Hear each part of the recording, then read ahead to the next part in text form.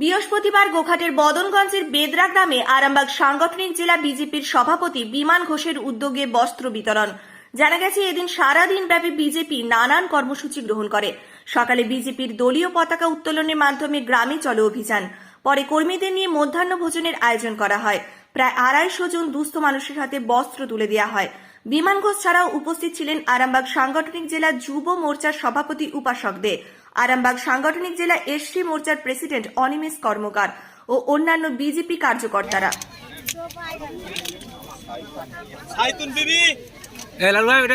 শরীর খারাপ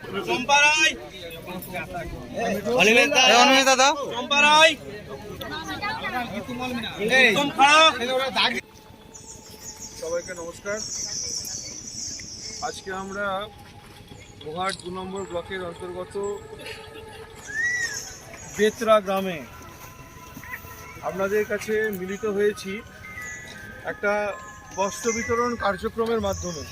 আজকে এই মঞ্চে উপস্থিত আছে এই মণ্ডলের সভাপতি ভাই কমাল ঘোষ। এখানকার আপনাদের এই মণ্ডলেই বাড়ি।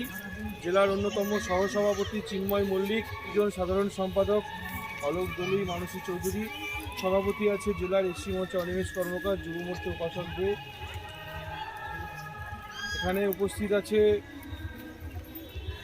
সেলিম, আছে জেলা কমিটির সদস্য, এখানেই বাড়ি। তো কার্যক্রম নিয়ে সেলিম এবং কানসার এই যুব মোর্চার সভাপতি মণ্ডলের আপনাদের সবার পাশে দাঁড়িয়ে থেকে এই কার্যক্রমটাকে সংগঠিত করেছে। সর্বোপরি আজকে এখানে পার্থ আছে, এই মণ্ডলের ইনচার্জ, প্রাক্তন মণ্ডল সভাপতি। এখানে আমাদের এখানকার যারা লোকাল কার্যকর্তা, যারা মনে অদম্য সাহস নিয়ে আজকের এই কার্যক্রমটাকে সংগঠিত করেছে, বুথ সভাপতি, শক্তিকেন্দ্র প্রমুখ, আরও অনেকে আছে, তাদের সবাইকে আমার স্বাগত। এবং যে মাতৃশক্তি আজকে এখানে উপস্থিত হয়েছে তাদেরকেও আমার স্বাগত। 2021-এর নির্বাচনের পর থেকে এই সমস্ত জায়গাগুলোকে তৃণমূল কংগ্রেস তাদের মুক্তাঞ্চল ভেবে যারা বিজেপি করে বা যারা বিজেপিকে সমর্থন করে, ভোট দিয়েছে, তাদের ওপর একতরফাভাবে দীর্ঘ 2-2.5 বছর ধরে বা 3 বছরের কাছাকাছি একটা ফিজিক্যাল টর্চার, মেন্টাল টর্চার সব ধরনের এখানে করে চলেছে। আমরাও সেই সময় যে সমস্ত কার্যকর্তা এখানে ছিল তাদেরকে সেভ করবার জন্য আইন, আদালত, কোর্ট অনেক কিছু করেছি। তাই প্রায় 2.5 বছর পর আমরা এখানে এসেছি কয়েকটা বিষয় আপনাদের সামনে রাখবার জন্য। বস্ত্র বিতরণ শিবির, দেখুন এখন আমরা এই রাজ্যে ক্ষমতায় নেই, আমাদের সীমিত ক্ষমতা। গোঘাট 2 নম্বর পঞ্চায়েতের বেতরা গ্রামে একটা বস্ত্র বিতরণ কর্মসূচির মাধ্যমে এই গ্রামেতে কিছু বাড়িতে বাড়ি বাড়ি সম্পর্ক বস্ত্র বিতরণ কর্মসূচি, কি ভোটার সম্পর্ক কর্মসূচি এখানে ছিল।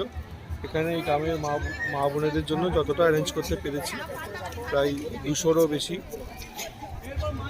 এখানে যারা মাতৃ সমাজের প্রতিনিধিরা এসেছিলেন তাদেরকে বস্ত্র বিতরণ করা হলো, চলছে এখনও কাজ।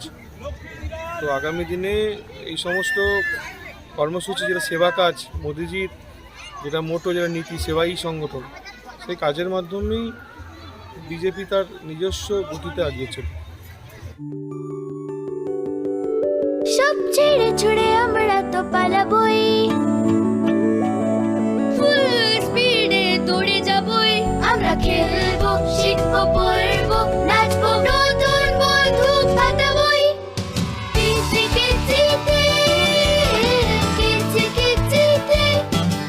বাচ্চাদের কিডজি থেকে দূরে রাখা অসম্ভব। কিডজি, ইন্ডিয়ার ফেভারিট প্রি স্কুল।